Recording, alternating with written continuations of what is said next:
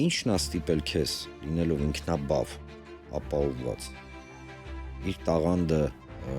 եւ իր ստեղծագործությունները ոնց որ յուր աշխարհին ներկայացնող միշտ ու երբեք խնդիր չես ունեցել այդ հարցը։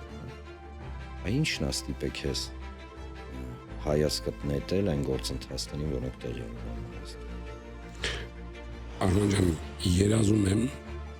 եւ կերազեի երբեք ստիպված չլինեի մասնակցել այն նման տիպի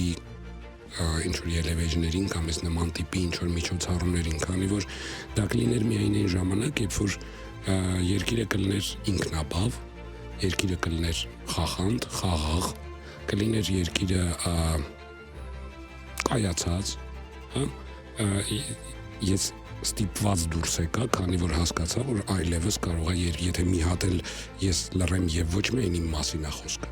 այսինքն մենք եթե մի հատ էլ մի օր էլ լռենք, կարող է մենք ուղղակի այլևս երկիր չունենանք եւ արդեն սա այն վերջին պահն է, երբ որ թողնում ես ամեն ինչ, այն ինչ որ դու խելագարի պես սիրում ես, այն ինչին դու նվիրվել ես ամբողջ քո էությամբ եւ ամեն մի քո բջիջով նվիրվել ես քո աշխատանքին եւ քո